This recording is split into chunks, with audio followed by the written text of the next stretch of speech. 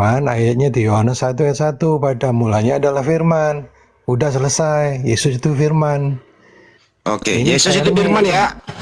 Ini omongan ini framing, kalian ini grup ini framing. Kalau Iya, bilang, kalau makanya saya begitu. tadi tanya, Iya. ini dari dasar Kristen atau Islam?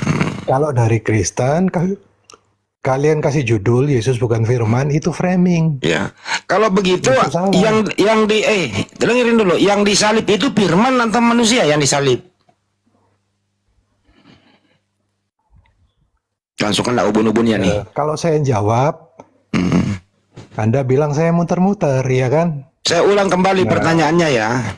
Yang disalib itu firman atau manusia? Anda kan mau jawabnya A atau B, gitu kan? Orang nggak boleh jawab. Nah ini dia nih, saya bilang barusan Kalau nih. menjelaskan jadi muter-muter. Pasti namanya, putar-putar kan? Iya kan? Diulang kembali pertanyaannya. Yang mati terkutuk, dengerin pertanyaannya dulu baru jawab.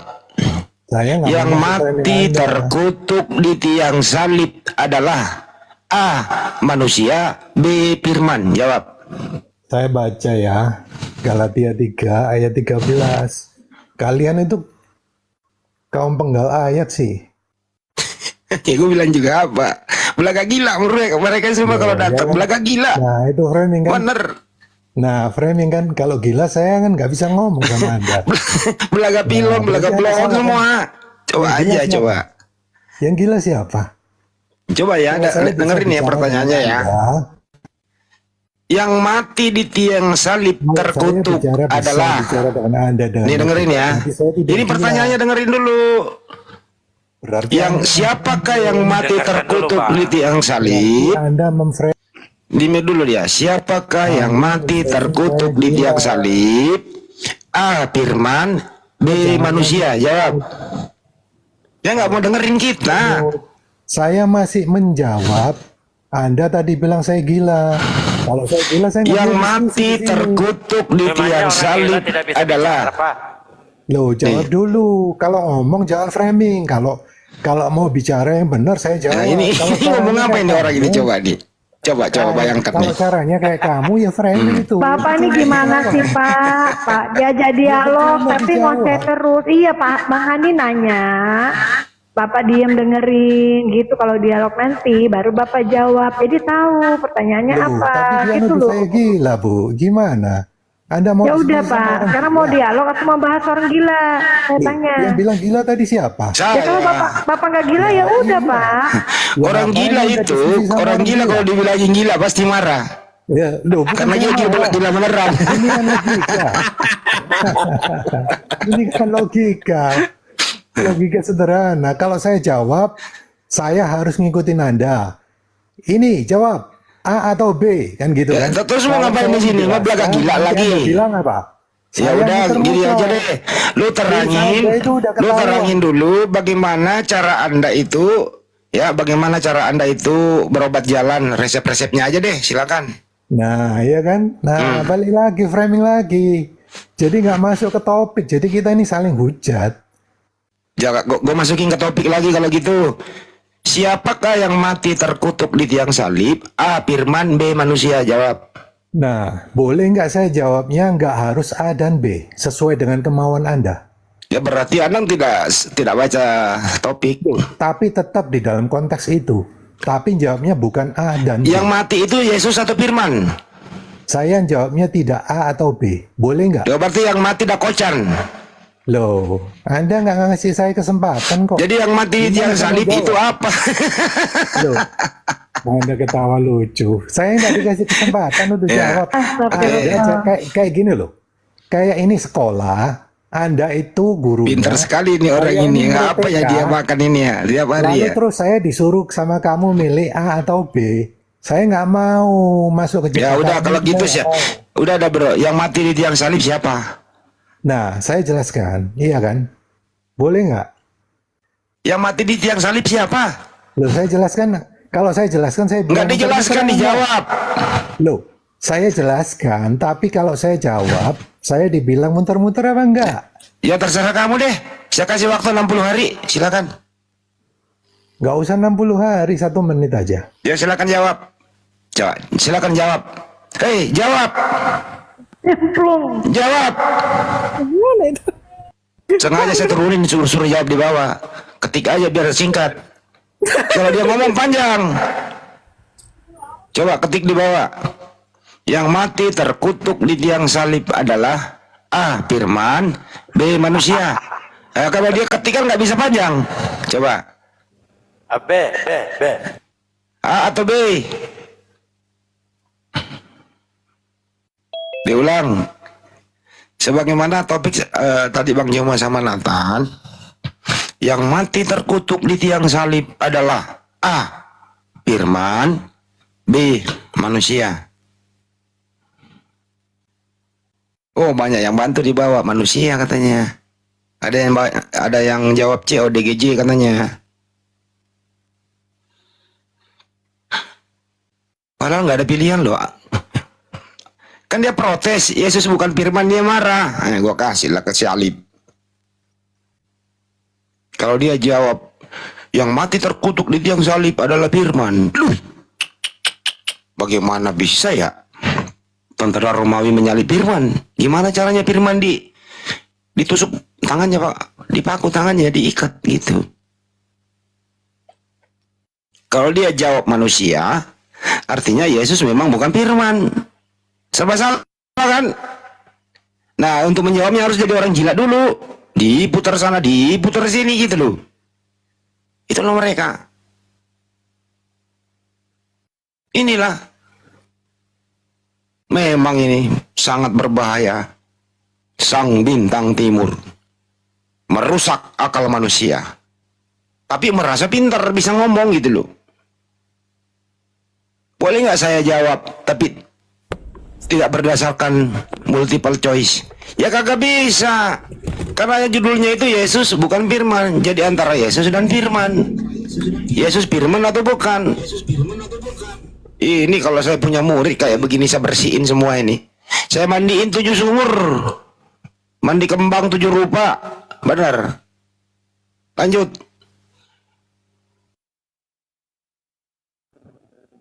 Siap. Tante Murni, selamat sore.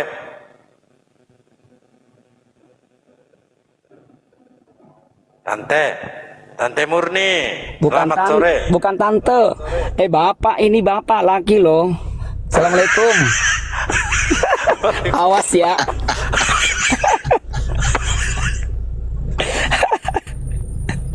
Halo, assalamualaikum. Waalaikumsalam. Ini bukan bunglon ya, ini muslim, bukan muslimah, muslim, nggak berhijab. Saya nggak. Muslim dia, Pak, Muslim. Nomor beranya berapa, Pak? Mungkin ada. Pak Murni, Tante Murni, nomor beranya berapa? Bang Andi, saya nggak berhijab ya, saya bukan muslimah, saya muslim. Oh, iya. Enggak, tadi mau ini senang sekali Bang Handi itu tentang oten-oten yang nggak kebuka pikirannya. Ternyata hasil survei itu Bang Handi ya, emang kalau orang itu nggak disunat itu kepalanya tertutup. Jadi ternyata hubungan erat sekali antara cara berpikir dengan disunat. Kalau disunat itu kan dibuang kotorannya. Jadi dengan dibuang kotorannya kepala kita terbuka, bisa menerima, akal jernih itu berfungsi. Nah ternyata begitulah oten-oten, karena nggak disunat jadi nggak bisa, tertutup itu kepalanya. Ya itu aja sih sebenarnya ya. Saya senang menyimak ini Bang Handi dan teman-teman yang lain, luar biasa ya. Sukses selalu Bang. Yuk, assalamualaikum. Amin. Waalaikumsalam. Waalaikumsalam. Salam buat Om ya, Tante. Makasih Tante. Jangan Tante. Awas ya. Ntar kalau Tante nggak ditraktir lo makan coto di sini, ada coto dekat rumah saya nih. Oh, berarti di Makassar ini, tetangganya Bang Suma. Bukan. Sudah di Jakarta ini, udah di Jakarta. Oh, berarti Bang Handi ini. Enggak Bang Handi. Iya. Enggak Bang Handi. Cuma Bang Handi jauh, dia utara, saya selatan. Ya. Makasih ya Tante. Makasih ya Tante. Awas Bang Handi tadi sunat lagi kalau ngomong Tante.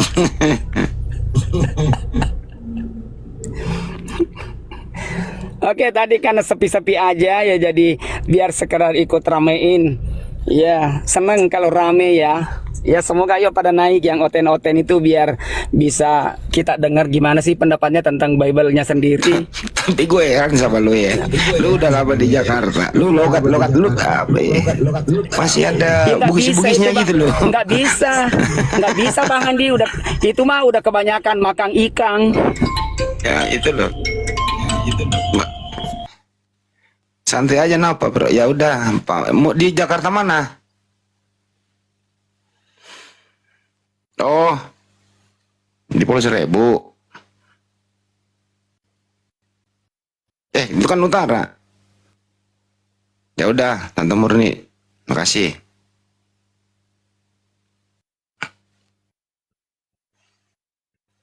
Naikin lagi satu-satu tuh.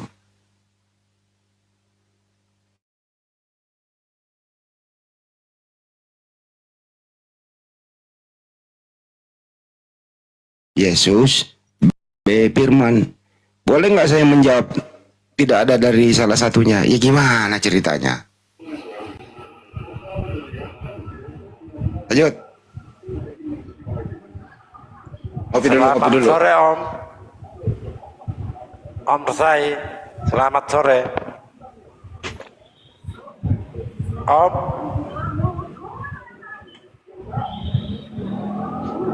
Mana sini Om kita ini?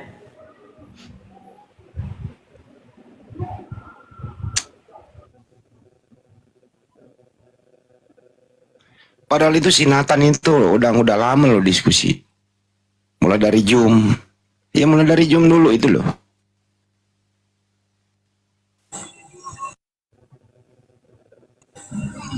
Assalamualaikum warahmatullahi wabarakatuh. Agak kareba ya mana?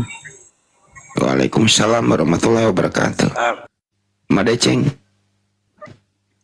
Alhamdulillah, silakan dilanjut. Makan itu. Purani balu tanah.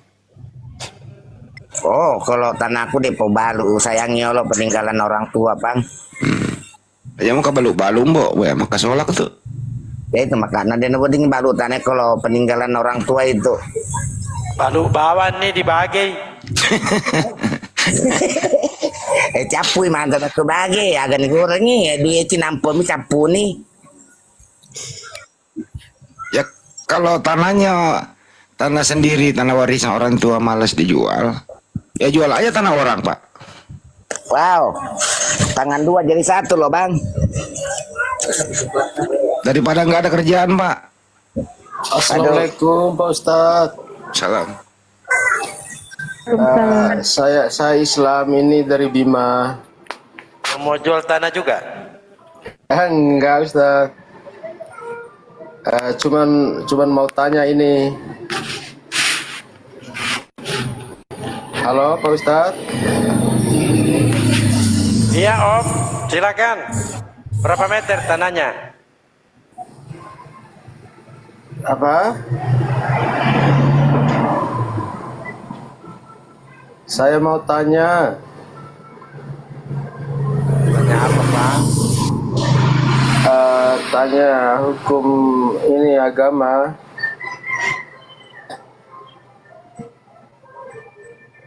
Ya siapa itu Om?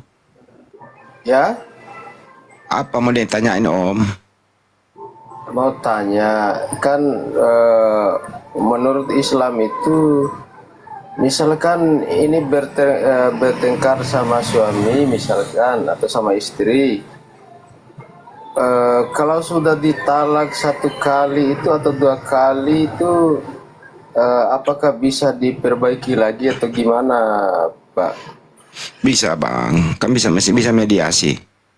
Oh iya. Jangan juga bertengkar lah Bang. Apain sih bertengkar? Enggak juga sih, saya cuma mau tanya aja. Suami itu nanti akan ditanyain. Oh iya Ya, suami akan bertanggung jawab dengan istrinya, tapi istri tidak bertanggung jawab atas suaminya. Oh iya. Jadi suami adalah imam dan kepala rumah tangga. Oh iya. Upayakanlah misalnya kalau ada hal-hal yang tidak satu pendapat, ya selesaikan dengan bijak. Kalau istri lagi ngamuk-ngamuk di rumah, lempar piring, lempar apa itu, ya bapak-bapak keluar rumah dulu lah, cari teman sharing di luar, jangan ditanggapi. Ntar kalau udah adem baru pulang. Ya kalau masalah keuangan misalnya, ya sabar, gitu loh. Jangan adu lempar gelas di rumah, jangan. Misalkan kalau sudah jatuh 3 kali itu ditalak, apakah bisa dirujuk kembali atau gimana, Pak? Ya bisa lah diselesaikan di pengadilan, kan bisa, Pak. Tapi janganlah mengucapkan talak kepada istri, cerai itu loh. Itu ucapan itu adalah doa. Nah, jangan sekali-kali mengucapkan itu, Pak. Dalam keadaan emosi pun sekalipun. Oh iya iya. Ini laki-laki sekarang ini juga mah egois. Egois gitu. Dikit-dikit marah, gue ceraiin kamu, awas lo. Aduh, itu nggak bagus lah. Itu nggak ada kata-kata lain apa. Orang tuanya menjadi wali nikah, menyaksikan, menyerahkan sepenuhnya anaknya sama kamu, kau perlakukan anak orang tidak baik. Padahal dia adalah kau teman tidurmu semalam. Besok pagi kau omelin dia, malam-malam kau peluk dia. Kalian laki-laki tidak bertanggung jawab. Ini Pak, satu lagi Pak, mau tahu ini Pak. Yesus dulu itu pernah sholat atau gimana Pak? Selota, kalau zaman dulu itu selota hampir sama dengan sholat. Ya? Kayak selota, iya, itu kan sujud Pak. Cuman sholatnya belum sempurna seperti yang dilakukan Nabi Muhammad SAW. Dia masuk ke sinagog sujud Pak, iya. Termasuk Nabi Isa itu pernah begitu Pak? Ya iyalah Pak, terus mau ngapain dia Pak? Kan menyembah satu Tuhan Pak. Oh iya iya iya. Syariatnya berbeda para nabi itu Pak. Yang lengkap itu syariatnya Nabi Muhammad SAW. Kan Yesus hanya untuk Bani Israel Pak. Oh iya Pak, iya Pak.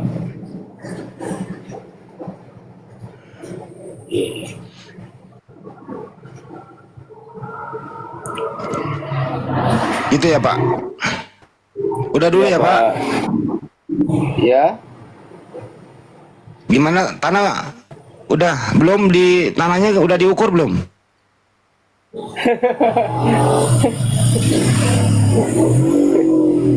Terima kasih Pak atas penjelasannya.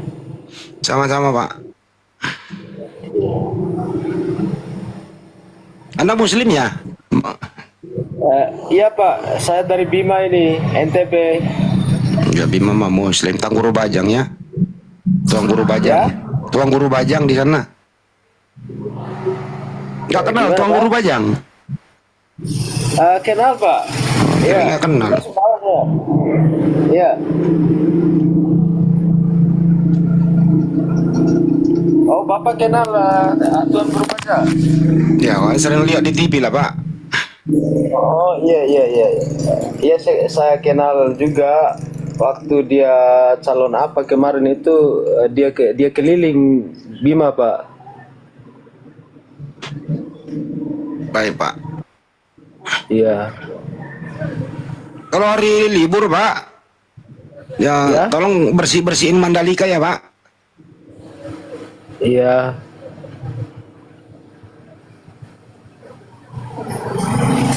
Ya udah Bos, lanjut lagi. Anik ngikutin lah. Ya, izin ya Pak Bima, Bunda turunkan ya karena kita perlu kursi untuk OT naik ya. Iya. Ya baik, makasih. Iya. Assalamualaikum. Waalaikumsalam warahmatullahi wabarakatuh.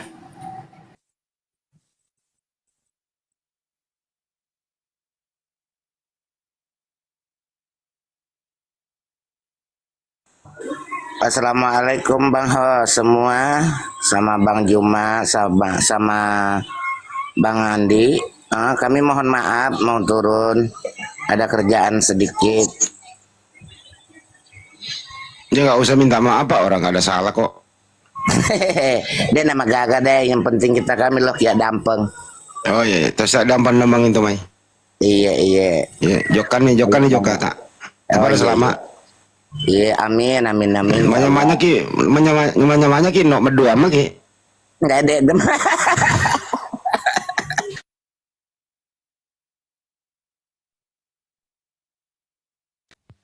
Yang kata si dalbo medulo fe itu ay. Seolah gitu tau. Matoano medulo fe. Apa artinya medulo fe daldo? Dalbo.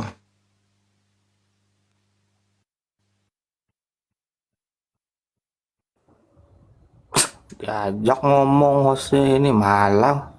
Kurang asam. Ada rostrum tuh di wawancara dia bagus nih orangnya. Nanya-nanya dia. Ya, Silakan. ya Pak Rostrum, siapakah engkau Tuhan? Selamat sore, terima kasih. Pak Rostrum ini beliau itu enak ditanya. Beda dengan Kristen LAI. Beliau ini Kristen King James Version tapi model reform. Model maju. Artinya semua kata-kata ada Allah di Bible itu nggak bagus dipakai. Terus sampul Alkitab nggak bagus. Bible Yesus itu messenger of God. No God. Dan seterusnya. Udah loh Mas Benny. Nanya-nanya aja sama beliau. Aku mau konsen sejenak. Sekitar kira 30 hari. Standby.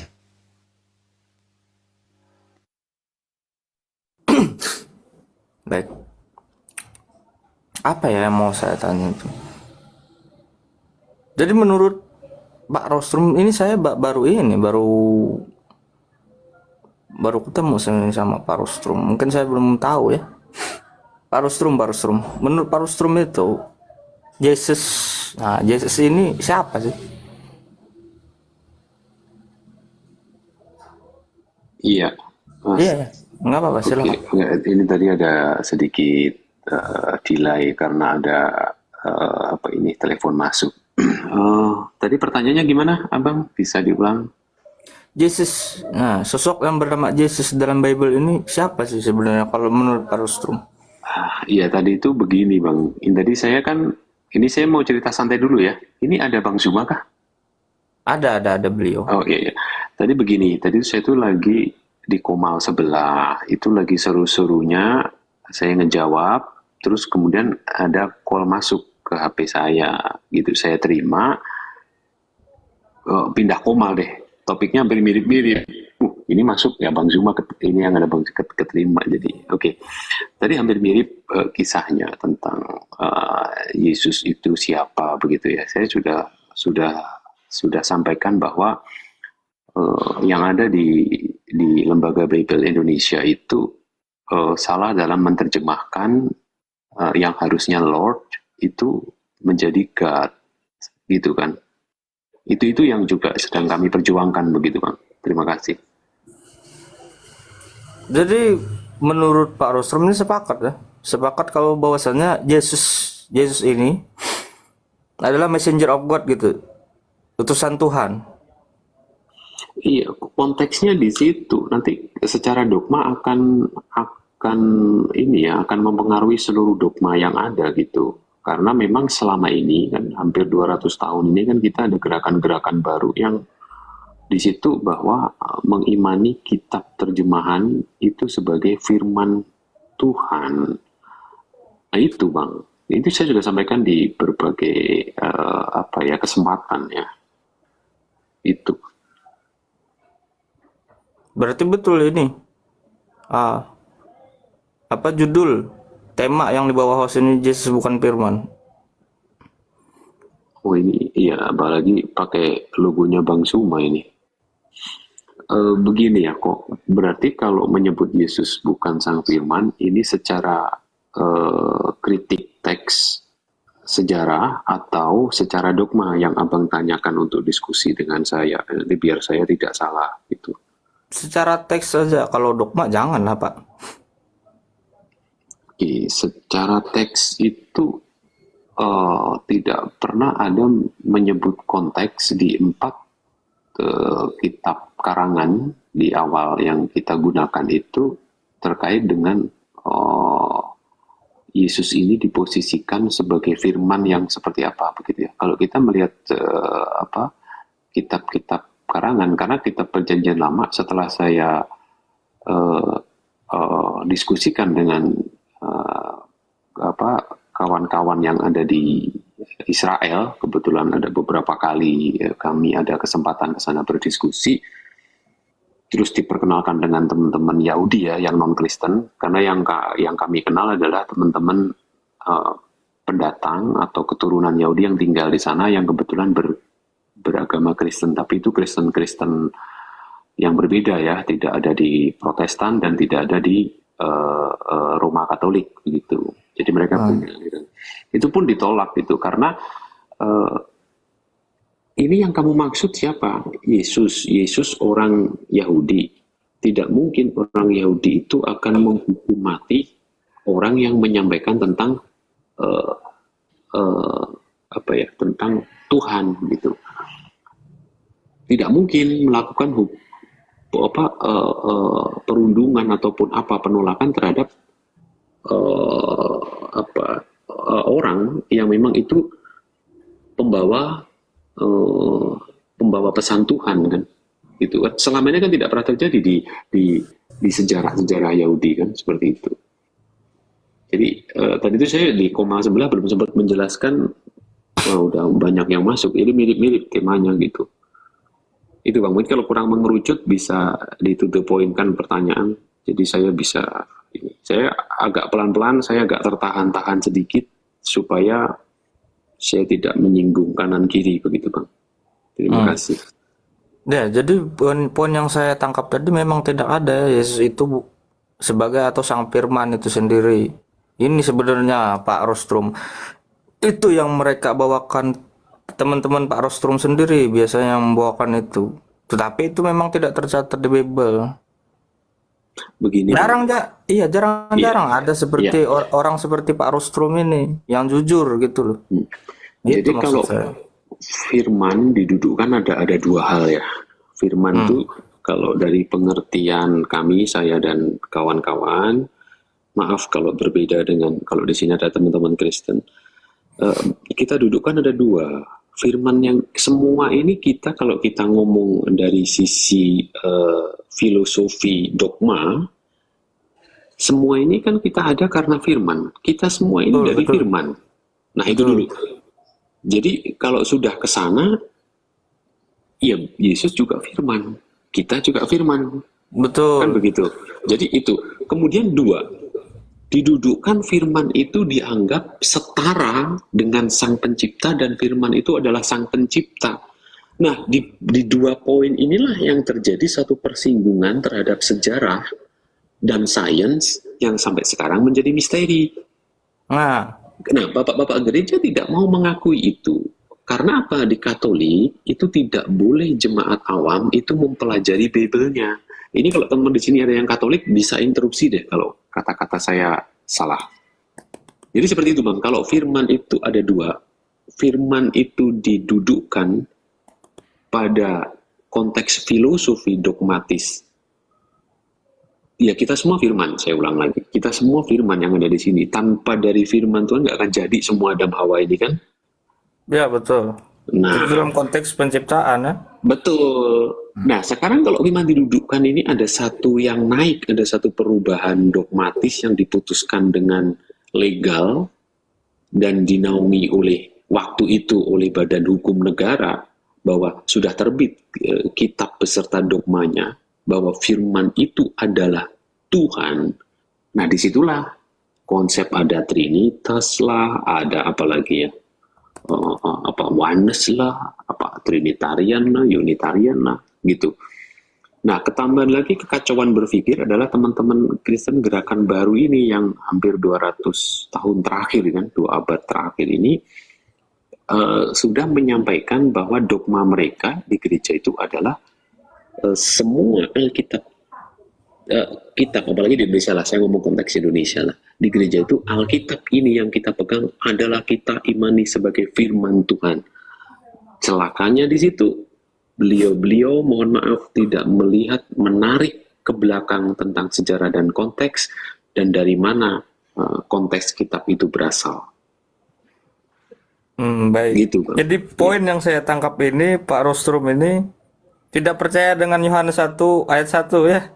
Bahwa firman itu adalah Theos. Oh, bukan. Kalau berasal dari Bapak, iya. Nah, ya betul. Udah selesai kita Pak di situ. Kalau jujur kayak Bapak ini selesai, udah.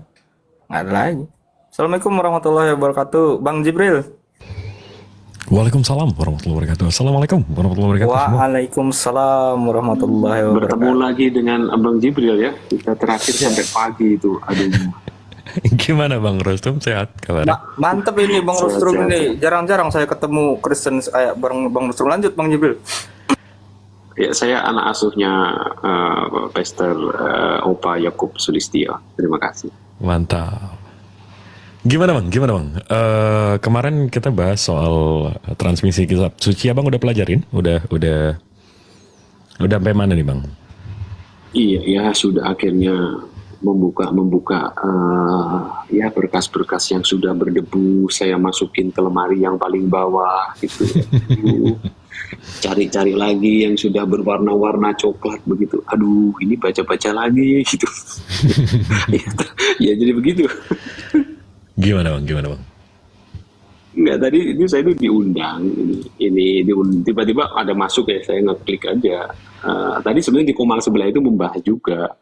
Belum selesai saya dibully klarifikasi, saya ada telepon masuk, akhirnya pindahlah Komal. Ya sudah, yang tadi Komal yang sebelumnya ya minta maaf.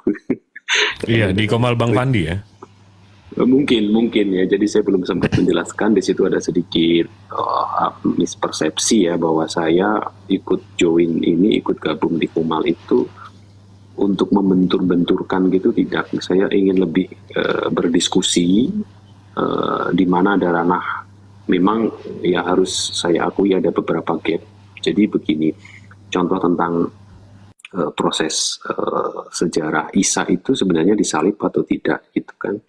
Tadi itu juga dibahas gitu. Nah, memang saya akui, saya mempelajari sampai sekarang bersama rekan-rekan, itu adalah menjadi satu misteri, tembok tebal tinggi antara umat Muslim dan umat Kristiani itu yang belum ada titik temu gitu. Tadi saya itu ingin menjelaskan dari sisi konteks sejarah. Jadi kalau konteks sejarah, saya tidak akan menghubungkan dengan dogma. Jadi proses hukuman mati pada saat itu kan wajar, dan hukuman mati itu biasanya kepada orang-orang yang dirasa jahat atau melawan pemerintah kan. Jadi itu tidak ada hubungannya dengan dogma gitu bang. Tapi belum selesai, waduh, udah potong ada telepon masuk, nah udah mau pindah Komal secara otomatis kan. Ke saya ini juga pemain baru gitu di TikTok. Sebelumnya saya lebih banyak offline, biasanya lewat YouTube teman-teman yang diskusi kaum muda ya, karena kami di youth untuk menangani youth-nya di tempat kami. Beberapa ya gerakan bawah tanah kami sudah mulai kuat, dan kami membutuhkan banyak rekomendasi dan betul rekomendasi ilmiah dari jemaat paling bawah, pergesekan antar jemaat di bawah dengan keyakinan lain itu sampai di mana, terjadi benturan kesalahpahaman di mana, itu yang akan kami jadikan daftar pustaka untuk kami terus diskusikan dengan lembaga Bible. Begitu, Bang. Enggak, tapi kalau ini saya udah agak lost point. Jadi poin abang tuh dari segi sejarah ya berarti ya. Mau ngelihat dari segi sejarah bukan dari segi iman ya. Betul. Nah tadi itu belum selesai bang. Aduh, saya sudah habis-habisan kena ini ya, perundungan ya. Ya sudah. Kalau kita lihat dari segi sejarah bang, kan ada dua yang menceritakan oknum yang sama. Ini menurut saya ya. Jadi ada satu oknum, tapi periwayatannya berbeda. Yang satu diriwayatkan oleh Allah Subhanahu Wa Taala, lewat Al-Quran, yang satu lagi diriwayatkan oleh bapak-bapak gereja di abad keempat. Confirm. Kita bisa setuju nggak di sini? Oh, saya confirm. Oke. Nah, sebenarnya dari kalimat-kalimat yang ada dari, kita lihat dari sejarahnya ya. Saya nggak ngelihat poin ayatnya ya, tapi dari poin sejarahnya. Menurut abang, saya paham lingua franca waktu abad 1 itu, lingua francanya gereja menekankan bahwa lingua franca atau international language dalam abad 1 itu bahasa Greek. Setuju nggak bang di situ? Ya, setuju Prof. Abang panggil Prof lah, karena betul-betul lebih menguasai rumah saya daripada saya mengerti rumah abang. Gak Siap gitu. Prof, lanjutkan Prof. Gak gitu. Tapi maksud saya gini bang, kalau ada yang ditekan oleh gereja, lingua franca abad 1 untuk Yahudi itu bahasa Greek Koine atau bahasa Yunani. Itu saya kurang setuju bang, karena kalau abang mempelajari lagi, kalau saya pelajari lagi, abang tahu di Saveria nggak? Saveria, ya betul, Saveria. Ya. Waktu abad kedua, Yunani ini mengumpulkan 70 Yahudi untuk bikin yang namanya Sanhedrin, Ya, ini atau materi pergumulan. S3, maaf kepotong. Ya, ini materi S3. Ya, silakan. Nggak gitu dong. Jadi di abad kedua, Yunani ini mengumpulkan 70 orang Robi, dan akhirnya namanya Sanhedrin. Nah, di Sanhedrin ini atau pergumulan dalam bahasa Yunaninya, dan mereka menulis kitab-kitab mereka atau cerita-cerita mereka di Sanhedrin ini. Sementara kalau kita baca original teksnya itu bahasa Ibrani bang. Jadi jadi begitu saya pelajarin lagi, berapa tahun sih Yunani menjajah Yahudi? Kalau nggak salah dari minus 46 ke 313, berarti kurang lebih hampir 350 tahun. Ya. Nah, itu kurang lebih sama dengan Belanda sama Indonesia. Kita dijajah 350 tahun, tapi lingua franca kita nggak berubah bang. Kita tetap bahasa Indonesia. Ya. Semua literatur kita tetap bahasa Indonesia. Nah, jadi kita bisa asumsikan, dan dengan Sanhedrin juga, catatan Yahudi itu tetap dalam bahasa Ibrani, bang. Mereka nggak pernah pindah ke bahasa Yunani.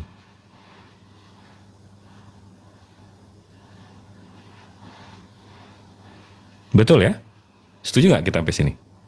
Iya. Nah, jadi tulisan ini kuliah gratis masalahnya. Nah, jadi tulisan di abad keempat ini tulisan siapa? Itu yang kita mesti pertanyakan. Ini tulisan siapa nih abad keempat ini? Ini tulisan siapa? Apa notabene-nya yang kita tahu, yang kemarin saya udah tunjukin ke abang kan, tempat lahir Yesus, tempat meninggal Yesus, itu yang menemukan Helena. Helena ini notabene-nya dia penyembah Zeus sebelum menyembah Yesus. Dan abang nggak bisa kalau abang pelajari lebih dalam lagi soal paganisme dari Yunani sebelum ini, apa yang tidak pagan dari agama yang dibawa oleh gereja? Apa yang tidak pagan? Ayat-ayatnya kemarin saya udah tunjukin, dikutip oleh Paulus atau siapapun penulis kisah para rasul, itu dari penyembah Zeus, Aratus, judul bukunya Fenomena. Itu di Kisah Para Rasul 1728. Itu jelas dia mengutip pujangga-pujanggamu. Itu udah jelas sekali. Habis itu ada kata-kata seperti Hades, dewa tempat orang mati, atau begitu nanti kita meninggal, itu nanti kita ketemu dengan Hades. Hades akan dilempar ke lake. Lake itu apa tuh? Tempat api, dibakar nanti di sana. Itu Hades. Yang notabene-nya pagan. Hades itu sepupunya Zeus, sepupunya itu pagan jelas. Apalagi kalau abang Katolik, berarti abang ada ini ya, ada komunion ya bang ya? Iya, Ada Bang, maaf ini saya sambil mencanggul di sawah tapi saya coba fokus karena Bang Jibril naik ini. Silakan. Nggak gitu. Abang tahu communion abang nggak yang abang selalu minum wine dan makan roti? Ya, jangan sebut wine lah Bang, nanti dikira saya ini dengan teman-teman. Ya. Nah, kalau abang mau tahu di zaman Osiris, ini Bang Dalbo izin boleh besarkan nggak? Ya, siap. Udah, saya besarkan. Ini communion, kalau saya Google nih Bang, communion, ini tempat abang minum di gereja, habis itu makan roti. Gelasnya kan seperti ini ya Bang ya.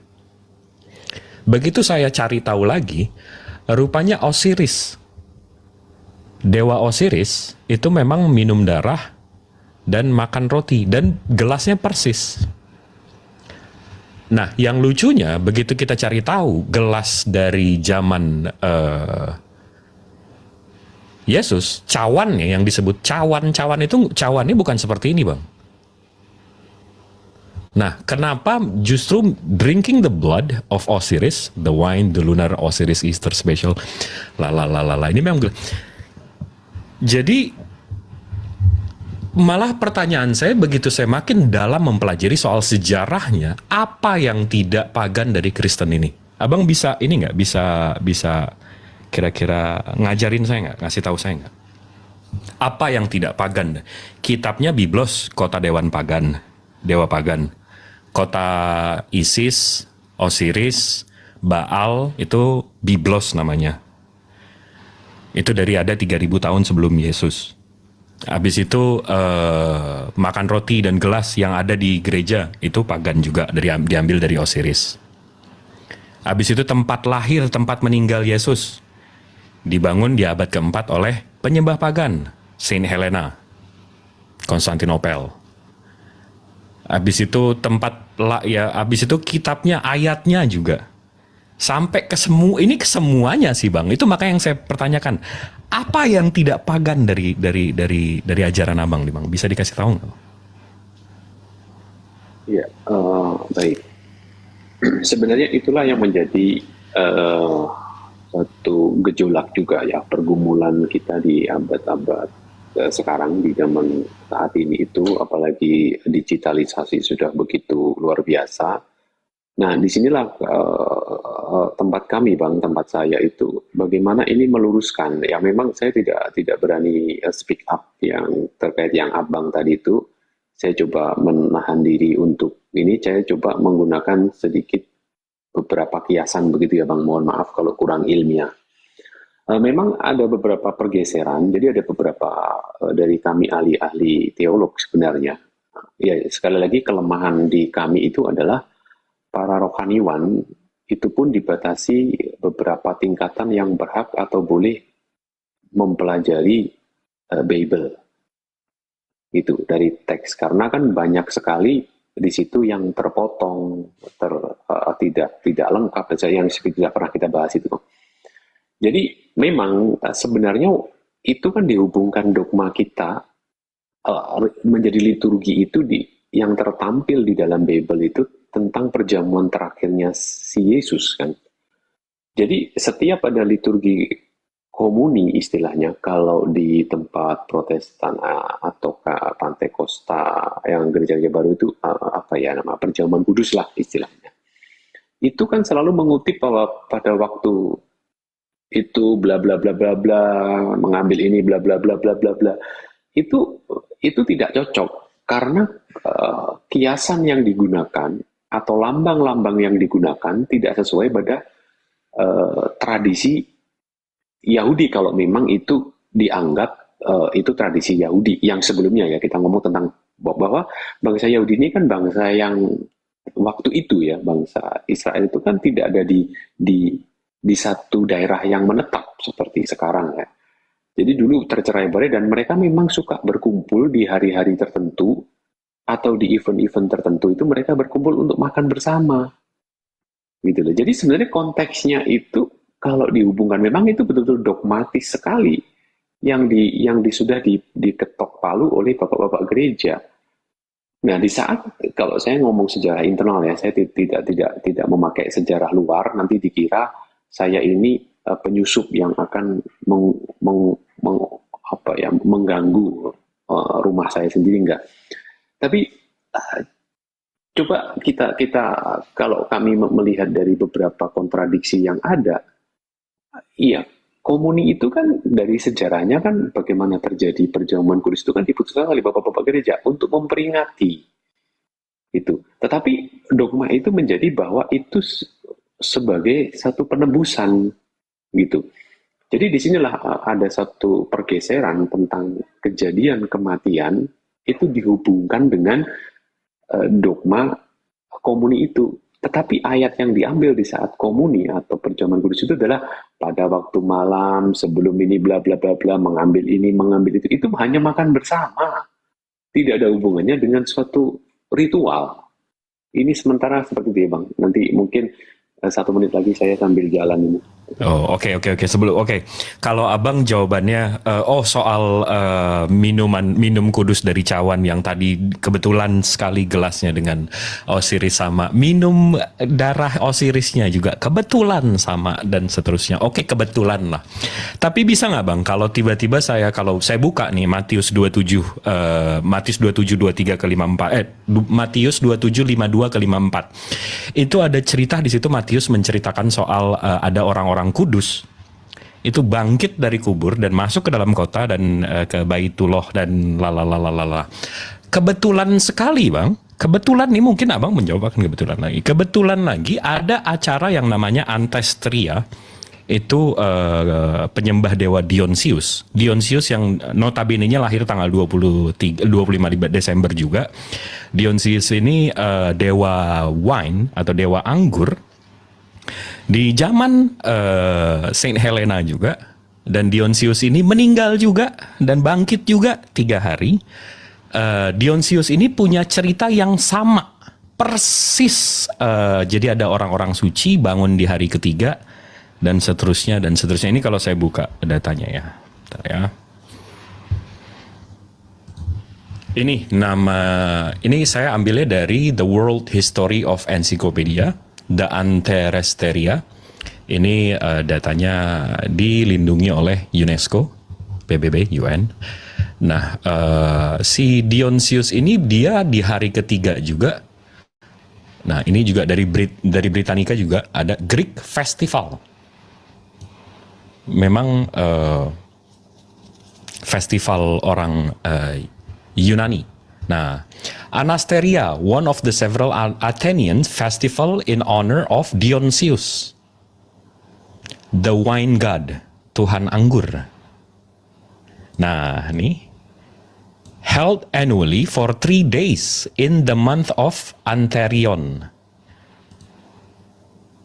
Nah, jadi dewa wine ini, nah ini perayaannya. Nah, di sini juga ya memang nih sebentar ya. And then brought their own food, providing desserts with flour. Jadi memang diceritakan oleh si Dionysius ini, memang orang-orang mati bangkit di hari ketiga di sini, Bang. Jadi kalau memang mungkin Abang bilang apa namanya tadi, kebetulan ya disahkan oleh bapak-bapak gereja kalau the last supper atau makan malam terakhir itu kebetulan itu sebenarnya bukan liturgi atau bukan semestinya bapak gereja yang menempungkan. Apakah ayat dari Matius 27 yang menceritakan soal acara Dionysius ini juga kebetulan, Bang? Oke Bang, ini benar-benar bentar. Saya harus ini agak sedikit silent ini bentar. Oke, Abang bisa paparkan selama saya tidak ada interupsi dan sanggahan, ya saya secara knowledge akan menerima itu Bang. Bisa dilanjut dulu Bang. Bukan, tadi kan saya tanya, ini komunian abang atau ini kan gelasnya minum darahnya itu diambil dari Osiris. Habis itu abang bilang, oh itu acara yang diresmikan oleh Bapak Gereja dan kebetulan itu sebenarnya liturgi itu bukan acara yang seperti pagan-pagan itu, betul nggak? Oh iya, jadi begini. Saya tadi lebih tajamnya begini. Maaf ini untuk teman-teman Kristen ya, jika salah paham bisa offline dengan saya nggak apa-apa. Jadi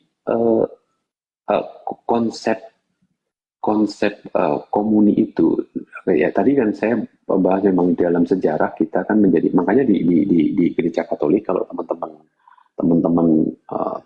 menyimak apa yang dikatakan oleh Pastor Romo saat mau ada prosesi komuni itu selalu mari kita menjalankan atau mengimani misteri iman kita, kan begitu. Pasti ada kepotong kata-kata misteri iman kita. Bahwa iman itu berarti diakui, tetapi jemaat awam kan tidak memahami jika ada Romo yang berkata begitu. Misteri itu lebih berbelok kepada sesuatu hal yang supranatural gitu.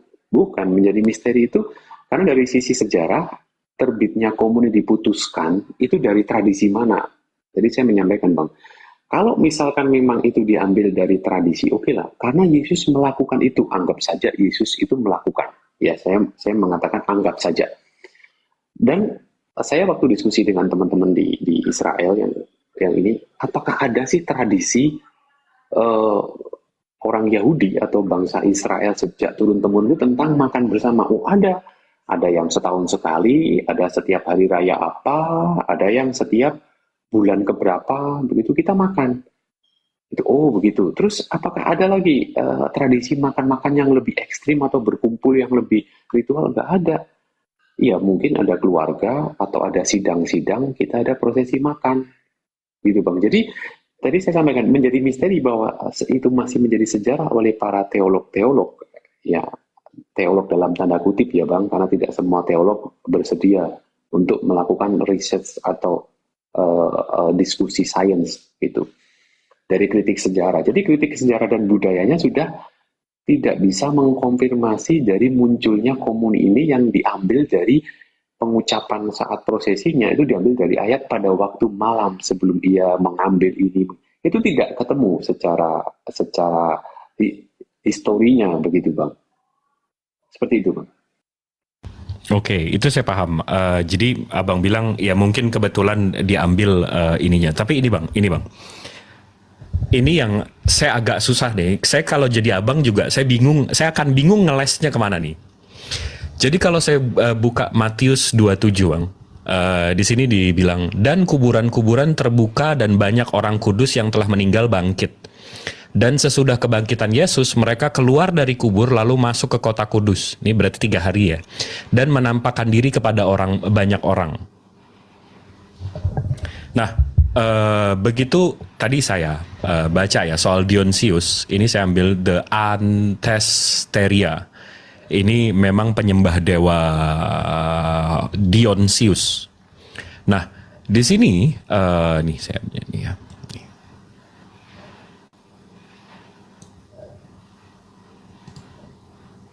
Saya translate. Anggur sangat penting sehingga Dionysius dirayakan setiap tahun untuk pembuatan anggur baru. Selain itu, karena arwah orang mati berkeliaran di kota pada Anthestorian ke-12 dan ke-13 yang sial. Festival ini juga mengingatkan kita bahwa orang Athena dan orang Yunani kuno pada umumnya sangat percaya tahayul. Nah, di sini diceritakan, Bang, memang mereka bangun hari ketiga, habis itu ke kota, habis itu mereka menyiapkan ini. Jadi acaranya itu 3 hari, mereka menyiapkan makanan untuk orang yang mati nanti, orang-orang yang suci nanti bangkit ke kota itu untuk makan. Hari ketiga ini terjadi di ruang dalam, biasanya tertutup kecuali malam ini, di kuil Dionysius, dirawat dan detailnya dirahasiakan. Ini di hari Pot namanya, adalah hari terakhir didedikasikan untuk pemujaan orang mati. Jadi nggak cuma Last Supper-nya, nggak cuma makan bareng sama orang Yahudi terus ya, tapi di cerita kitab Abang di Biblosnya itu memang diceritakan cerita yang sama persis dengan Dewa Dionysius ini. Yang notabene-nya Dionysius ini kalau saya mau buka lagi ya soal Dionysius nih, kita buka soal Dionysius. Nih, soal Dionysius. Ini details soal Dionysius atau Bacchus ya. Ini ininya. Dionysius was born a virgin on December 25th. Ya, dia lahir tanggal 25. Habis itu kalau saya translate, dia adalah putra Bapak Surgawi, si Dionysius ya. Habis itu nih saya translate lagi, sebagai anak suci, Bacchus atau Dionysius ditempatkan di buayan tempat tidur bayi palungan di antara binatang buas. Habis itu ini translate, dia adalah dewa pohon anggur dan mengubah air menjadi anggur. Habis itu, nah nih, dewa melakukan perjalanan ke dunia bawah untuk menyelamatkan orang yang dicintainya, muncul dari dunia orang mati setelah 3 hari. Ini saya baca ini, wallah berasa dejavu. Bentar nih, translate lagi. Bacchus atau Dionysius dianggap sebagai bapak, pembebas dan penyelamat. Habis itu, nah ini yang paling ini. Dionysius dianggap sebagai putra tunggal, raja segala raja, dewa para dewa, pembawa dosa, penebus yang diurapi, Alfa dan Omega. Which is cocok, karena dia memang berbahasa Yunani. Lingua franca ini dia Alfa dan Omega memang. Nah, itu gimana itu Bang? Apakah sebuah kebetulan? Apa gimana itu Bang? Iya, baik. Maaf kalau ada noise di samping-samping. Ya, ya, terima kasih Abang, sangat santun sekali dalam memberikan satu telaah terhadap beberapa irisan-irisan daripada konsep-konsep keyakinan kami ya. Jadi disitulah ada satu, saya juga sudah dan masih terus melengkapi dengan beberapa literasi tambahan begitu terkait dengan konsep ini Bang. Jadi memang kalau dibilang ada kemiripan, ya saya tidak bisa menyanggahnya gitu. Karena apa? Dari tentang pemberitaan tentang ketuhanan, tentang Sang Pencipta ini kan terjadi istilahnya apa ya? Terjadi missing gitu. Sepersekian tahun kemudian muncullah satu karangan-karangan kan begitu. Nah, ini dari teks ya, kritik teks dan kritik sejarah. Itu memang kami pelajari. Sebenarnya kalau teman-teman Kristen ada di sini, apalagi yang melakukan studi kan pasti itu dipelajari gitu. Jadi ya kemiripan, faktor budaya dan prosesi atau ritual dalam keagamaan kami dalam beragama gitu menerjemahkan atau mengekspresikan tentang berbakti atau beribadah kepada Sang Pencipta itu terjadi perbedaan yang cukup jauh ya antara gereja-gereja yang muncul di Eropa, Roma, yang itu melahirkan Katolik yang begitu besar dan melahirkan satu konflik besar berdarah, yaitu munculnya Protestan gitu. Jadi memang itu secara sejarah kami mengakui Bang, maaf bukan kami, saya mengakui apa yang Abang sampaikan, ada pergeseran-pergeseran karena dalam konteks budaya itu terjadi pertemuan. Nah, kemudian jawaban saya untuk yang tadi Abang mengutip ayat itu, maaf ini saya lagi di jalan, mungkin butuh waktu 2 jam untuk saya bisa membuka data. Pernah saya sampaikan juga bahwa di Bible saya itu ada catatan kaki. Nah, maaf, ini untuk mempersamakan catatan kaki di sini adalah misalkan begini. Ayat Yohanes 1 ayat ke-1, Yohanes 1 ayat ke-2 gitu akan muncul di bawah, itu nanti ada catatan kakinya. Dari temuan itu ada potongan yang tidak ada, dan ini disepakati oleh Bapak Gereja ini sebagai pelengkap. Nah, jadi ada satu ayat pelengkap. Maaf ini kalau saya membuka, teman-teman Kristen Katolik kalau memang bergabung bisa offline gitu, dan mungkin ini Abang Jibril juga sangat jago sekali. Saya rasa cukup bisa dipertanggungjawabkan secara keilmuan. Jadi seperti itu, Bang. Jadi arsiran-arsiran atau irisan-irisan budaya yang menciptakan suatu konsep ritual dalam berbakti atau mengekspresikan beribadah kepada Sang Pencipta